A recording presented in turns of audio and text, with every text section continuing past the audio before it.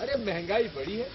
मैं तो आप लोगों से पूछता हूं, कौन सा ऐसा परिवार है जितने यहां खड़े हुए हैं, आपका वेतन तो बढ़ा नहीं, लेकिन घर में महंगाई ज्यादा बढ़ी है कि नहीं बढ़ी है? आप खुद आत्मचिंतन कर लीजिए। अरे हम लोग अपनी लड़ाई नहीं लड़ रहे हैं, हम लोग आप लोगों की लड़ाई लड़ रहे हैं।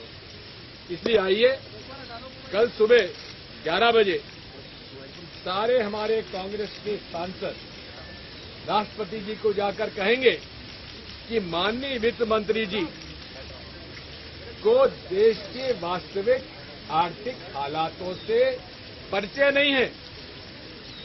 इसलिए हम लोग कल मार्च करेंगे राष्ट्रपति जी के घर पर। आप सब लोग इसलिए आमंत्रित हैं और आप उसमें शामिल होइए। मैं अब आमंत्रित करता हूं प्रमोद तिवारी जी को कि वे आपसे कुछ कहेंगे। सदन लोकसभा हो, राज्यसभा हो, विधानसभा हो, ये नियमावली से भी चलती है, संविधान से भी चलती है और स्थापित परंपराओं से भी चलती है। आज तक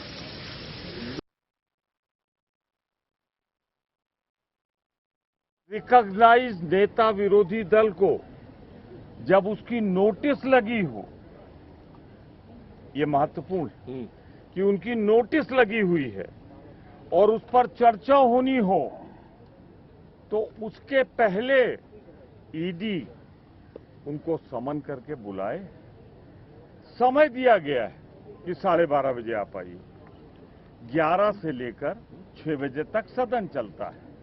अगर बुलाना आवश्यक था तो शनिवार को, इतवार को बुला लेते, परंतु नियमावली का अपमान हुआ, संविधान का अपमान हुआ और मैं कहूंगा परंपराओं जिससे कि राज्यसभा चलती है, ये सिर्फ एलओपी का अपमान नहीं है, ये संपूर्ण राज्यसभा, लोकसभा और विधायिका का अपमान है।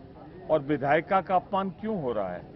पत्रकारिता की वजह से। एक नेशनल हेराल्ड अखबार जिसने देश की आजादी की लड़ाई लड़ी, उस समय ये महत्वपूर्ण था, इससे कोई इनकार नहीं कर सकता। उसके लिए आप समन कर रहे हो एलओपी को जानबूझकर, जब 2 दिन बाद उपराष्ट्रपति का चुनाव होना है। नेता सदन वो सभापति बनेंगे, सीधे जुड़ा हुआ मसला है। तो आप 2 दिन पहले ईडी का दुरुपयोग करके, ईडी का मिसयूज करके, आप जब उनसे पूछताछ पहले आप कर चुके हो। ऐसा नहीं कि वो पहली बार बुला रहे हो। बुलाना था, सदन के कार्यकाल समाप्त होने के बाद बुला लेते, सैटरडे संडे को बुला लेते। नहीं बुलाना था, कम से कम सदन के कार्यकाल में न बुलाते।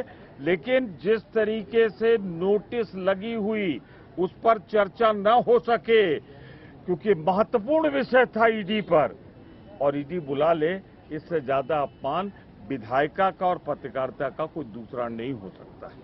सर, दिल्ली पुलिस ने एक मिनट में अभी राजीव शुक्ला जी जो हमारे वरिष्ठ नेता हैं वो अपनी बात रखेंगे। Well, it's highly condemnable that the leader of opposition has been summoned by ED while he was in the house. House was going on. There was his notice which he was supposed to speak.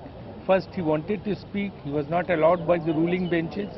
And then when he was about to speak again, he got the notice of the ED that you are supposed to appear. This is never done. It's uncalled for, undemocratic, and it has never happened that during the house you can't summon a member.